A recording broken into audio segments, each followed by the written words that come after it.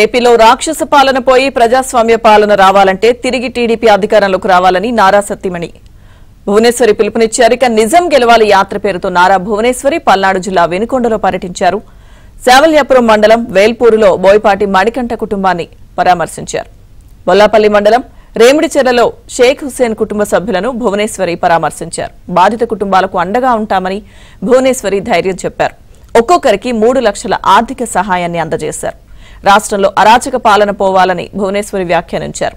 యువత భవిష్యత్తును దృష్టిలో పెట్టుకుని ఎన్నికల్లో ఓటు వేయాలని సూచించారు. ఒక్క ఛాన్స్ అని మీరందరూ నమ్మారు. ఆ ఒక్క ఛాన్స్ తో మీ తల మీద చేయబెట్టి మీ కొంపలు కూల్చుతున్నాడు. ఈసారి ఒక్క ఛాన్స్ తో ఎదురు తిరిగి మీ ఓటుతో ఆ ఒక్క ఛాన్స్ ఇవ్వకుండా ఈ రాక్షస ప్రభుత్వం దించి ప్రజల ప్రభుత్వం అనేది మీ ప్రభుత్వం, మీకోసం పోరాడే నాయకుడు కావాలి. మీకు అవసరం, అది అవసరం. ఇప్పుడు ప్రస్తుతం ఆంధ్రప్రదేశ్ ఆయన గనుక ఉండుంటే చాలా రంగాలు ఈ పాటికి పరిశ్రమలు ఇక్కడికి వచ్చేవారు. పోలవరం అయ్యి అవునా కాదా చెప్పండి. ఆయన ఉండే 5 సంవత్సరాల్లో ఏ నాయకుడు కూడా చేయడు.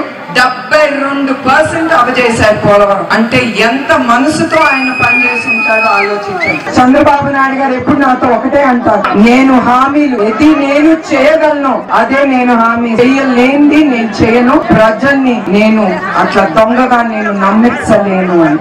అది ఆయన నాయకత్వం. ఆగిపోయిన అన్ని తప్పకుండా ప్రాజెక్టులన్నీ ఆయన మళ్ళీ పూర్తి చేస్తారు. ఆపేసిన ఈ ప్రభుత్వం పథకాలు ఏది ఆయన ఎంత ఆలోచించి తీసుకొచ్చారు, ఆ పథకాలన్నీ మళ్ళీ తప్పకుండా ప్రజల కోసం అవన్నీ ముందుకు తీసుకెళ్తారు. బీజేపీ కూటమి అనేది ఒకటి ఉంటుంది.